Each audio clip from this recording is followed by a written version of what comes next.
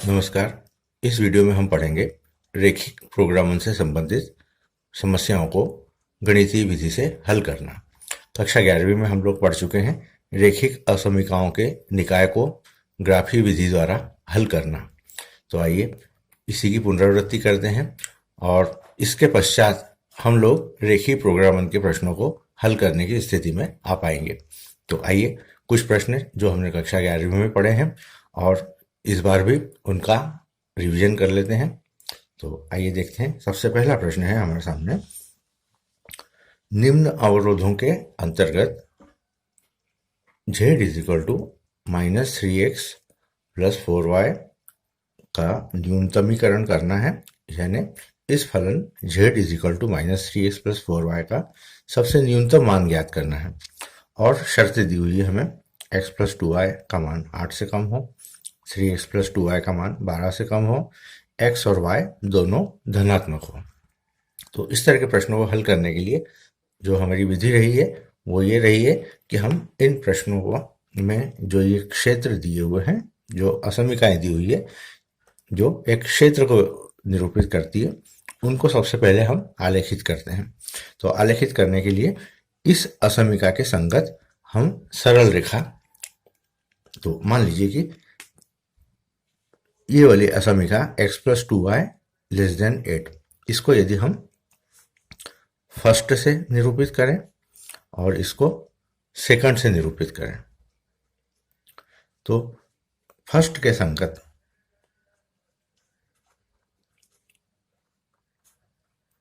जो सरल रेखा होगी वो होगी x प्लस 2y बराबर 8। मान लीजिए कि इसको हमने समीकरण 1 नाम दिया। इसी तरह से यदि सेकंड इक्वेशन के संगत हम देखें, के संगत यदि रेखा हम देखें तो वो होगी 3x प्लस 2y बराबर 12। अब हमारा जो उद्देश्य होगा वो ये होगा, इन दोनों रेखाओं को सबसे पहले हम आलेखित करेंगे और क्षेत्र ज्ञात करेंगे। तो आइए देखते हैं। इन रेखाओं को आलेखित करने के लिए हमें दो बिंदुओं की आवश्यकता होगी। मान लीजिए कि ये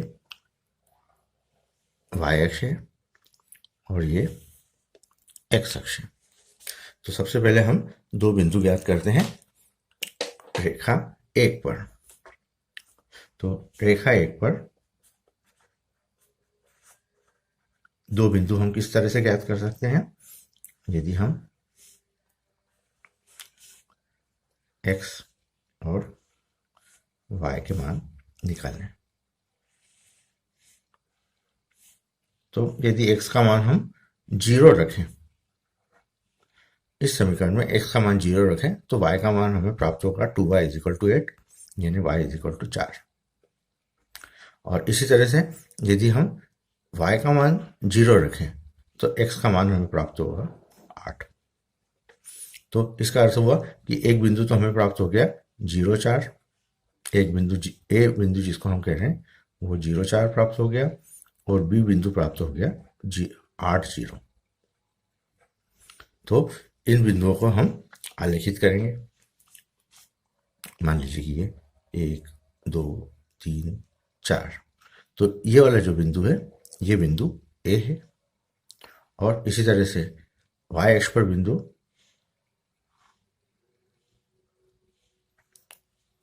ये बिंदु जो होगा 0 4, ये x अक्ष पर होगा। तो ये 1 2 3 4, ये बिंदु x अक्ष पर है और y अक्ष पर जो बिंदु होगा वो 8 दूरी पर होगा। तो 1 2 3 4। इस प्रश्न को आप ग्राफ पेपर पर भी कर सकते हैं। अब इन दोनों बिंदुओं को हम मिलाएंगे। तो ये बिंदुओं को हमने मिलाया, स्केल की सहायता से मिला सकते हैं। अब इस रेखा को जब हमने मिलाया तो ये दो क्षेत्रों में विभाजित हो गया। एक क्षेत्र तो हम देख रहे हैं ये वाला हिस्सा, और दूसरा क्षेत्र नीचे वाला हिस्सा जिसमें मूल बिंदु है। तो इस क्षेत्र को हमें डिसाइड करना है कि ये वाला क्षेत्र आएगा या ये वाला क्षेत्र आएगा। तो हम मूल बिंदु को इस क्षेत्र फर्स्ट में रखने पर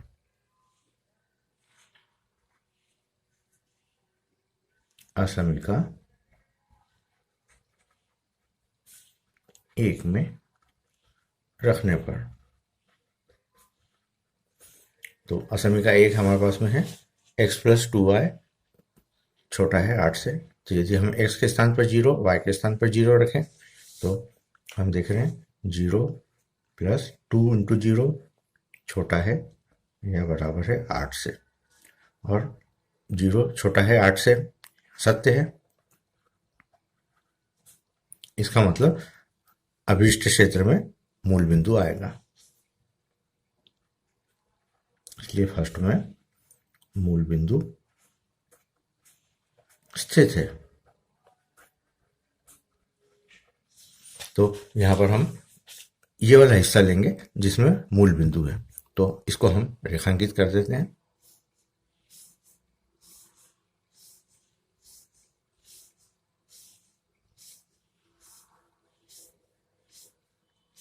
ये हमने रेखांकित कर दिया। इसके बाद में रेखा 2 के संगत हम रेखा 2 पर 2 बिंदु प्राप्त करते हैं। तो रेखा 2 पर 2 बिंदु हमें ज्ञात करना है, तो यही तरीका x और y लिए हमने। एक बार x को 0 लेंगे, तो जब हम x को 0 लेंगे तो यहाँ पर x 0 रखेंगे तो y का मान हमें प्राप्त होगा 2y बराबर 12 यानी y बराबर 6। और इसी तरह से एक बार y को 0 रखेंगे तो x का मान हमें प्राप्त होगा 3x बराबर 12 यानी x बराबर 4। तो 2 बिंदु हमें प्राप्त हो रहे हैं। मान लीजिए इसको C कहें और इसको D कहें, तो C बिंदु के निर्देशांक हमें मिल रहे हैं 0, 6, और ये बिंदु y अक्ष पर होगा, और D बिंदु के निर्देशांक हमें प्राप्त हो रहे हैं 4, 0। अब बिंदु C और D को हम आलेखित कर लेते हैं। तो बिंदु C यानी 0, 6, देखिए 1, 2, 3, 4, 5 और 6। तो ये बिंदु जो हमने प्राप्त है इसके निर्देशांक होंगे 0, 6 जो y अक्ष पर स्थित है, इसको हमने C से बताया, और D बिंदु यानी 4, 0, तो 1, 2, 3, 4। तो ये जो बिंदु हमें प्राप्त हो रहा है ये बिंदु होगा D। अब हमें बिंदु C और D को मिलाना है, तो हम स्केल की सहायता से मिला सकते हैं। तो ये हमने बिंदु C और D को मिला लिया है। अब हमें क्षेत्र देखना है कि ये क्षेत्र से जो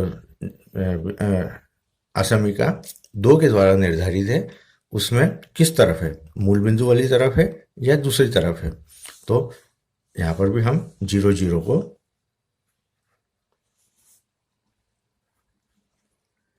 असमिका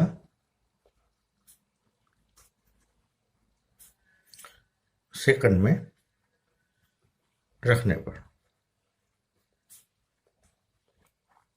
तो यहाँ पर यदि हम रखें असमिका सेकंड हमारे पास में 3x प्लस 2y छोटा है 12 से, तो यहाँ पर भी x के स्थान पर 0 और y के स्थान पर 0 रखें, तो हम देख रहे हैं 0 प्लस 0 छोटा है जो सत्य है।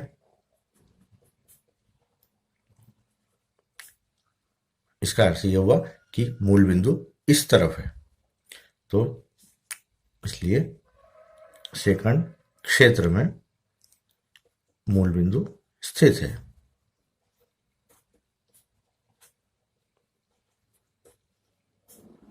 तो अब हम इसको आरेखित करेंगे।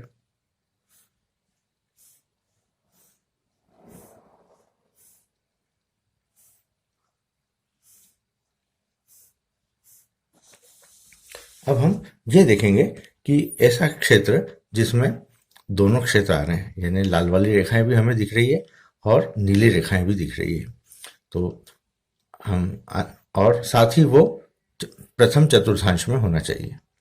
तो हम स्पष्ट रूप से देख सकते हैं कि वो क्षेत्र होगा इन रेखाओं से परिबद्ध। ठीक इसी ढंग से ये वाला क्षेत्र, फिर ये वाला क्षेत्र और ये वाला क्षेत्र। तो ये जो हम शेडेड एरिया देख रहे हैं, ये वो एरिया है जो असमिका एक फर्स्ट और असमिका सेकंड दोनों को संतुष्ट करता है। अब हम इन बिंदुओं के ये बिंदु और ये बिंदु, इनके नामकरण कर देते हैं। ये बिंदु ए है, इस बिंदु को हमने डी कहा है, ये बिंदु ओ है, और इस बिंदु को हम पी कह देते हैं। पी बिंदु हो जाएगा रेखा 1 और 2 का प्रतिच्छेद बिंदु। तो रेखा 1 व 2 का प्रतिच्छेद बिंदु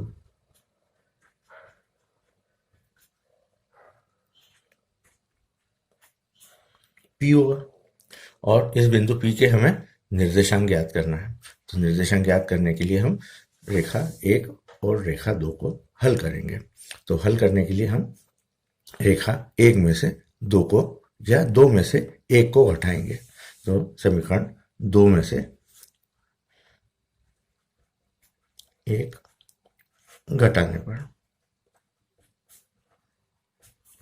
तो 3x में से x जाएगा तो 2x प्राप्त होगा।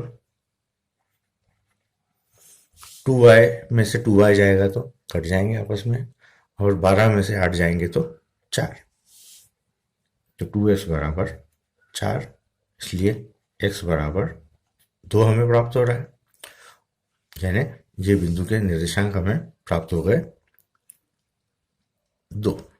अब y का मान रखना है, तो समीकरण 1 में x का मान रख देंगे। समीकरण 1 से 1 का x का मान रख दिया 2 प्लस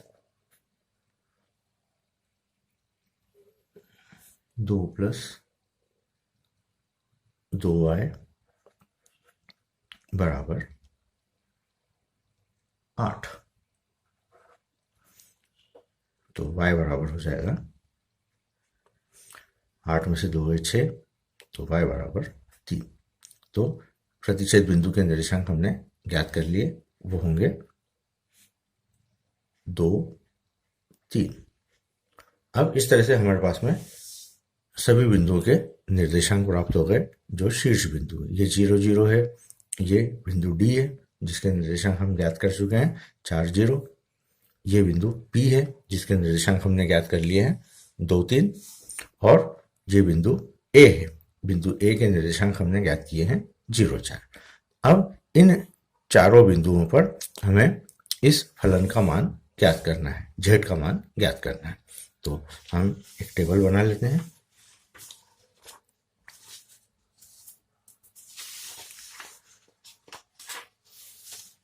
टेबल हमने इस प्रकार से बनाई है।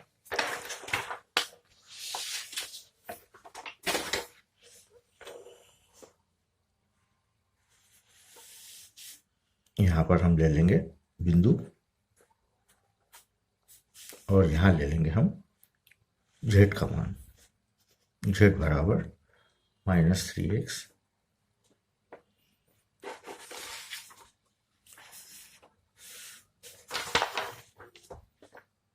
-3x plus 4y।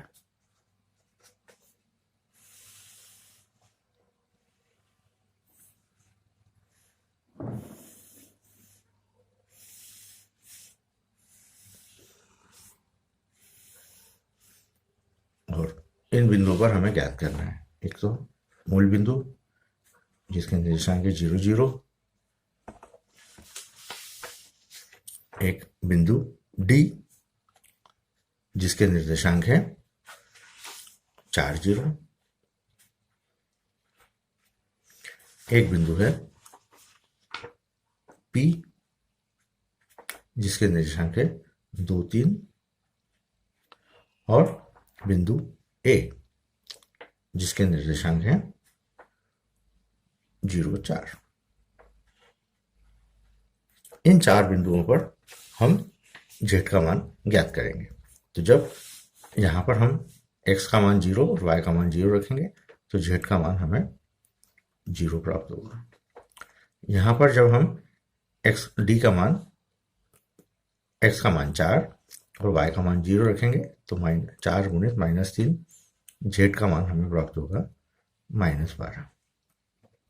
जब यहाँ पर हम z का मान 2 और y का मान 3 रखेंगे तो हम प्राप्त करेंगे z बराबर -6 प्लस 12 यानी +6। और जब हम यहाँ पर x का मान 0 और y का मान 4 रखेंगे तो हम प्राप्त करेंगे z बराबर 16। और यहाँ हम देख सकते हैं कि जो न्यूनतम मान है वो हमें प्राप्त हो रहा है बिंदु A पर। ये हमें न्यूनतम मान प्राप्त हो रहा है और अधिकतम मान हम यदि देखना चाहें तो z = 0 यानी 0, 4 पर प्राप्त हो रहा है। तो इस तरह से हमने इसका न्यूनतम मान भी प्राप्त कर लिया और ये भी पता कर लिया कि ये किस बिंदु पर स्थित है।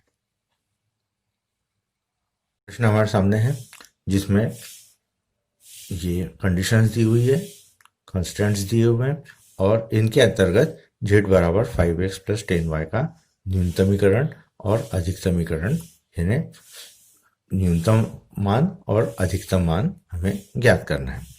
और ये पहला क्षेत्र है जो असमीका फर्स्ट के द्वारा दिया हुआ है, ये सेकंड क्षेत्र दिया हुआ है और ये थर्ड क्षेत्र दिया हुआ है। और सारी असमीकाएं प्रथम चतुर्थांश में ही स्थित होंगी, उस क्षेत्र को हमें कंसिडर करना है। तो सबसे पहले जो हमारा तरीका है वो ये कि इन तीनों रेखाओं के लिए हम संगत रेखाएं इन तीनों क्षेत्रों के लिए तीनों असमीकाओं के द्वारा दी गई रेखाएं हम ज्ञात करते हैं। तो संगत रेखाएं होंगी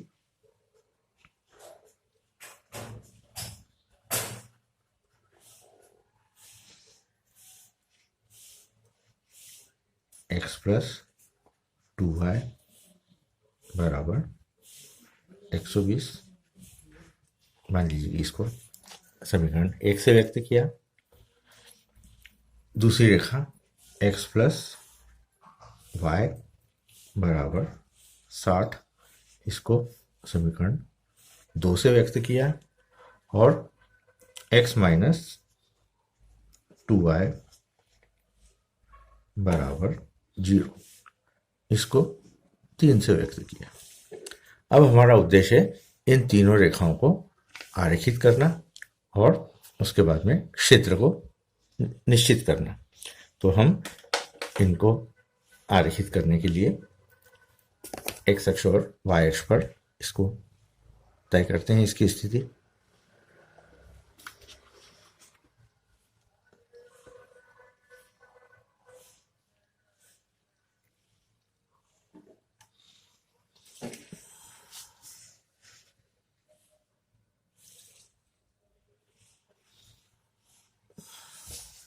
ये हमने x अक्ष और y अक्ष हमारे पास में है। सबसे पहले हम रेखा 1 पर 2 बिंदु ज्ञात करेंगे। तो रेखा 1 पर 2 बिंदु हो जाएंगे।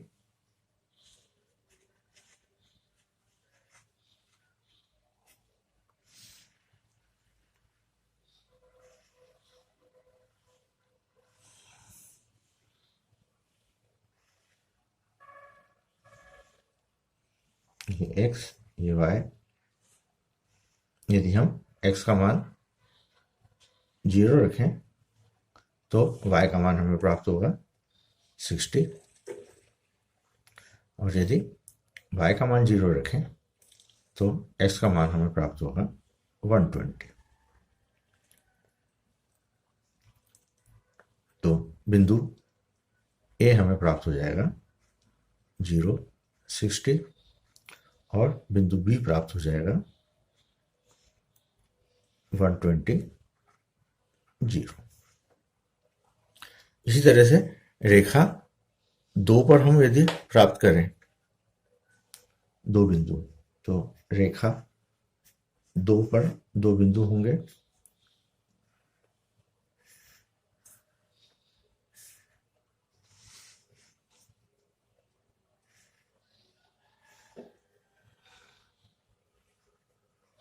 रेखा 2 का समीकरण है x प्लस वाई बराबर 60। तो जब हमने x बराबर 0 रखा तो y का मान हमें 60 प्राप्त हो रहा है, और जब y का मान 0 रखा तो x का मान हमें 60 प्राप्त हो रहा है। देख सकते हैं हम x बराबर 0 रखने पर y का मान 60 और y बराबर 0 रखने पर x का मान 60। तो हमें 2 बिंदु प्राप्त हो गए। यदि इसको हम C कहें तो C बिंदु के निर्देशांक होंगे 0, 60 और D बिंदु के निर्देशांक होंगे 60, 0। इसी तरह से तीसरा बिंदु हम रेखा 3 पर हम 2 बिंदु ज्ञात करें। तो रेखा 3 पर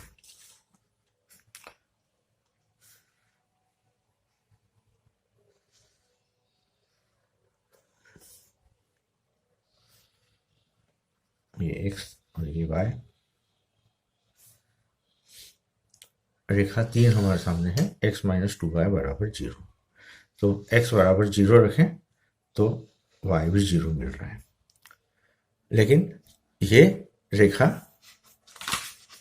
मूल बिंदु से होकर के जा रही है। तो ऐसी स्थिति में कोई दूसरा बिंदु हम लेते हैं। तो मान लीजिए कि हम ये रेखा इस तरह से जा रही है मूल बिंदु से होकर के, तो या तो x अक्ष की तरफ होगी, जो क्षेत्र होगा वो x अक्ष की तरफ होगा या y अक्ष की तरफ होगा। तो x अक्ष का कोई भी एक बिंदु हम ले लेते हैं। मान लीजिए कि हमने x अक्ष का बिंदु ले लिया, x का मान ले लिया हमने 30, तो y का मान हमें प्राप्त हो जाएगा, x का मान हमने 30 ले लिया तो y का मान प्राप्त हो जाएगा 15। 30 minus 2y is equal to 0, तो y इज इक्वल टू हो जाएगा 15। तो पहला बिंदु हो गया हमारे पास में, इसको हम O से व्यक्त करते हैं 0, 0, और इसको हमने यदि E से व्यक्त करें तो ये हो जाएगा 30, 15। अब हम यदि देखें तो ये सारे 15 के गुणा के रूप में हमें प्राप्त हो रहे हैं बिंदु। तो हमारी स्केल हम इस तरह से डिसाइड कर सकते हैं कि एक खाना बराबर 15। तो इन बिंदुओं को यदि हम आरेखित करें तो 0, 60 यानी 15 के गुणांक के रूप में यदि हम देखें तो ये 15, 30, 45 और 60, यानी ये बिंदु हमारा होगा बिंदु ए। इसी तरह से 15 के गुणांक में देखें तो हमें 8 दूरी तय करना होगी बिंदु बी तक। तो 15 गुणित 8 बराबर 120। ये 1, 2, 3, 4, 5, 6, 7, 8। तो ये जो बिंदु हमें प्राप्त हो रहा है ये बिंदु होगा बी। अब बिंदु ए और बी दोनों को मिला देते हैं, तो हम रेखा को प्राप्त कर लेंगे, रेखा ए बी।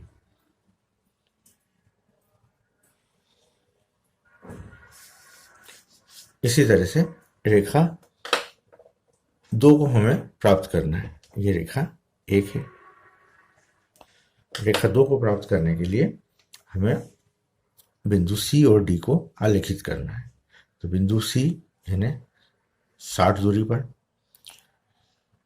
0, 60, तो ये बिंदु 15, 30, तो ये बिंदु ए और सी कॉमन हो जाएगा। और बिंदु डी 60, 0 यानी 1, 2, 3, 4, ये बिंदु हो गया डी। अब बिंदु सी और डी को मिला लेंगे तो हम ये क्षेत्र प्राप्त कर रहे हैं। ये रेखा हो जाएगी 2। और अब रेखा 3 को आरेखित करना है। तो 3 को आरेखित करने के लिए हमारे पास में बिंदु है 0 0, यानी एक बिंदु तो ये हो गया जिसको हम O कह रहे हैं, और दूसरा बिंदु होगा 30 15। 30 15 मतलब x की दिशा में 15 गुणित 2, यानी 1 और 2, ये x अक्ष की दिशा में चले और y अक्ष की दिशा में 1 चले। तो ये जो बिंदु हमें प्राप्त हो रहा है ये होगा बिंदु E। अब O और E दोनों को मिला दिया हमने, तो हम रेखा प्राप्त करेंगे 3। इन दोनों को मिलाया हमने, तो ये रेखा हमें प्राप्त हो रही है जिसको हम 3 से व्यक्त कर रहे हैं। अब हमें क्षेत्र ऐसा देखना है जिसमें तीनों रेखाएं आ जाए। तो आइए वो क्षेत्र हम तय करें। सबसे पहले हम देखें रेखा क्षेत्र फर्स्ट। क्षेत्र फर्स्ट तय करने के लिए हमें मूल बिंदु को असमिका 1 में रखना होगा। तो असमिका 1 है हमारे पास में x plus 2y less than और इक्वल टू 120। तो क्षेत्र फर्स्ट में 0 0 रखने पर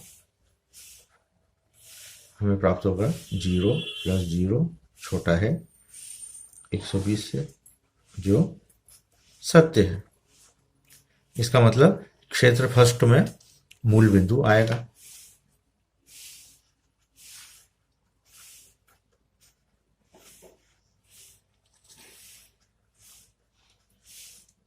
अब मूल बिंदु आएगा, इसका मतलब चित्र में हम देख सकते हैं जो नीले रंग से हमने व्यक्त किया है वो रेखा 1 है, और रेखा 1 से निरूपित करने वाले क्षेत्र को ज्ञात करने के लिए ये वाला हिस्सा हमें लेना होगा, है ना।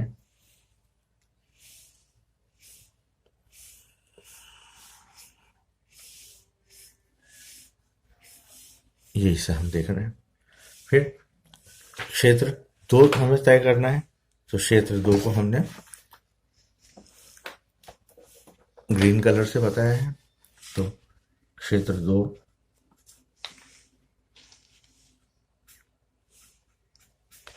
इसमें भी 0 0 रखेंगे, तो 0 0 रखने पर क्षेत्र 2 है x प्लस वाई बड़ा है 60 से, तो 0 प्लस 0 बड़ा है 60 से, जो सत्य नहीं है।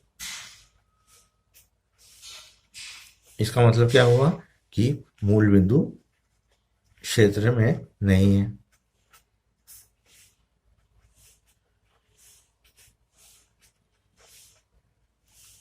तो मूल बिंदु से परे वाला क्षेत्र हमें लेना होगा, यानी मूल बिंदु से दूसरा हिस्सा। ये हरी लाइन देख रहे हैं हम, तो मूल बिंदु से दूसरा वाला हिस्सा ये वाला होगा।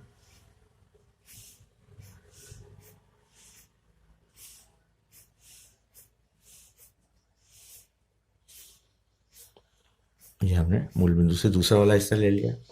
अब ठीक इसी तरह से क्षेत्र 3 के लिए देखेंगे, जो असमिका 3 के द्वारा दिया हुआ है x माइनस 2y। अब ये असमिका 3 है। अब इसमें यदि हम मूल बिंदु रखेंगे तो हम कोई निर्णय पर नहीं पहुंच पाएंगे, क्योंकि ये रेखा खुद मूल बिंदु से होकर के जा रही है। तो एक बिंदु हम ले लेते हैं, कोई सा भी। मान लीजिए कि हमने जो x अक्ष पर स्थित हो, तो हमें यह तय करना है कि ये जो अभीष्ट क्षेत्र है वो x अक्ष की तरफ वाला है या y अक्ष की तरफ वाला है। तो x अक्ष पर यदि हम कोई सा भी बिंदु ले लें, माना कि बिंदु 50 0, तो x की जगह पर हम 50 रखें और 2 इंटू 0, और हम देख रहे हैं कि ये सत्य है। इसका मतलब 50 0 अभीष्ट क्षेत्र में है।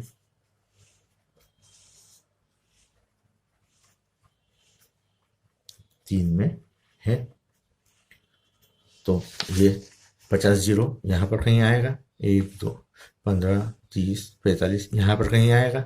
तो इस हिस्से में ये वाला जो हिस्सा हम देख रहे हैं इस दिशा में, ये हिस्सा हमारा अभीष्ट क्षेत्र होगा।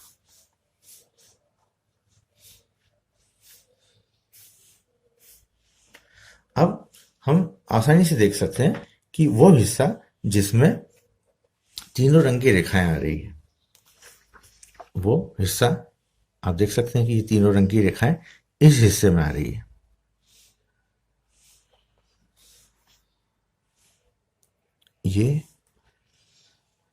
ये और ये, इसको मैं शेडेड कर रहा हूं।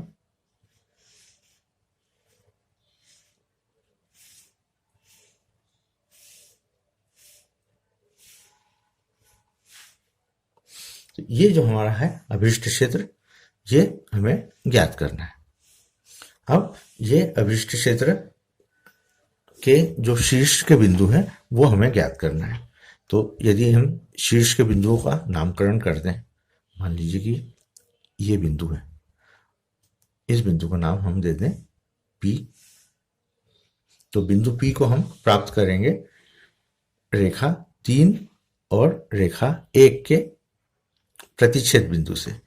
तो बिंदु P प्राप्त होगा, प्रतिच्छेद बिंदु है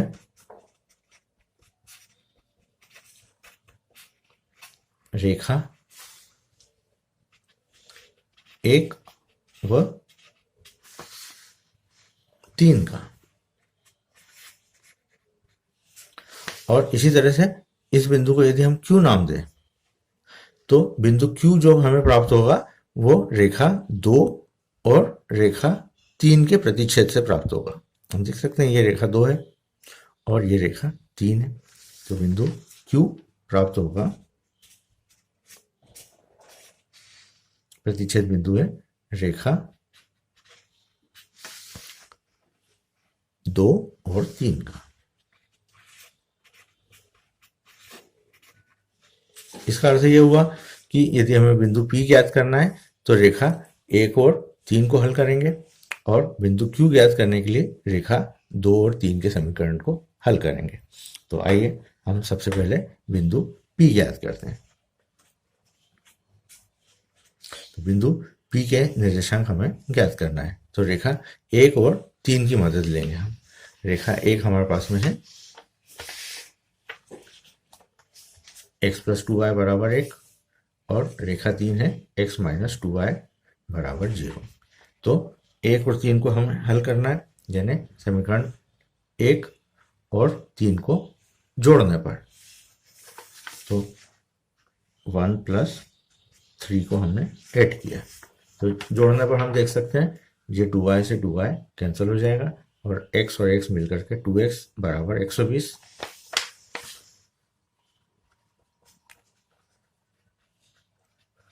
तो x बराबर हो जाएगा 60, और x का मान समीकरण 1 में रखने पर, समीकरण 1 से x का मान हम रख रहे हैं 60 समीकरण 1 में। तो 60 प्लस 2y बराबर 120, तो 2y बराबर 60, यानी y बराबर 30। तो बिंदु P के निर्देशांक हमें प्राप्त हो गए 60, 30। इसी प्रकार से बिंदु Q के निर्देशांक हमें ज्ञात करना है।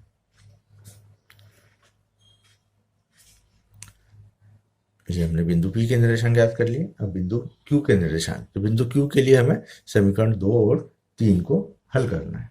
तो समीकरण 2 में से 3 को घटाने पर, तो समीकरण 2 में से 3 को हमने घटाया है, तो हम देख सकते हैं यहाँ पर x से x कट जाएगा, y और 2y मिलकर के 3y बराबर 60। तो y का मान हमें प्राप्त हो गया 20, और इस y के मान को समीकरण 3 में रखने पर x का मान हमें प्राप्त हो जाएगा 20 इंटू 2 यानी 40। तो हमने मान प्राप्त कर लिया 40 और 20। तो इस तरह से हम देख रहे हैं कि हमें इन 4 बिंदुओं के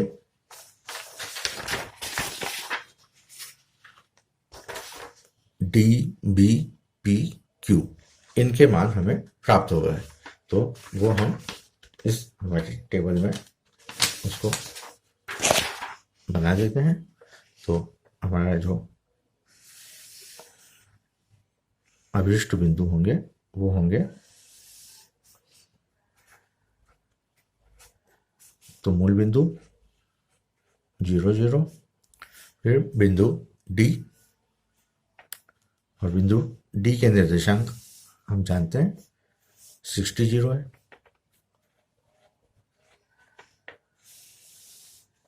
उसके बाद में बिंदु बी के निर्देशांक है 120 0।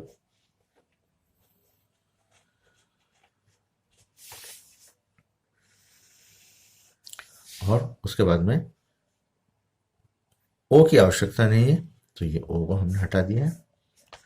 डी, बी, पी बिंदु के निर्देशांक हैं जो हमने ज्ञात किए हैं। अभी बिंदु पी के निर्देशांक हमने ज्ञात किए हैं 60 30।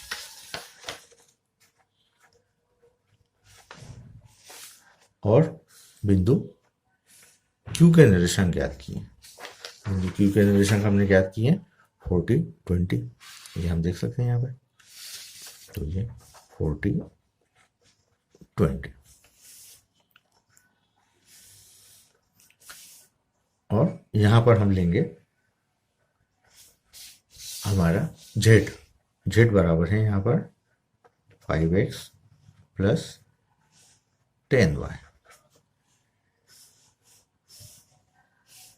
अब इन मानों को हम रखते जाएंगे और z का मान प्राप्त करते जाएंगे। जब z का मान हमने बिंदु d को रखा तो z बराबर हो जाएगा 5 गुणित 60,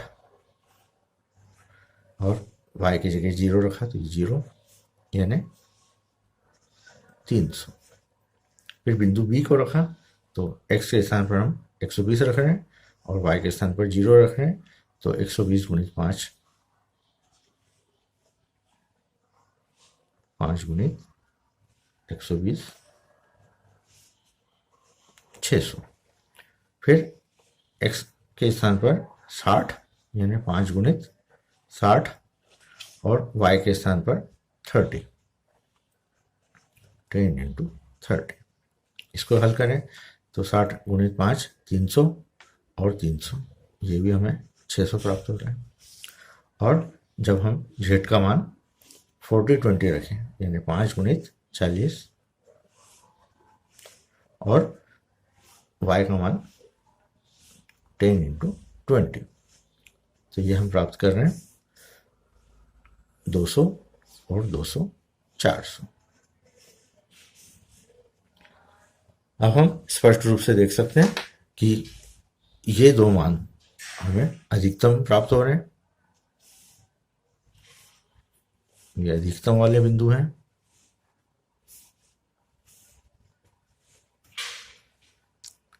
और जो न्यूनतम का बिंदु है वो हम देख सकते हैं 300 है, तो ये वाला बिंदु होगा न्यूनतम का।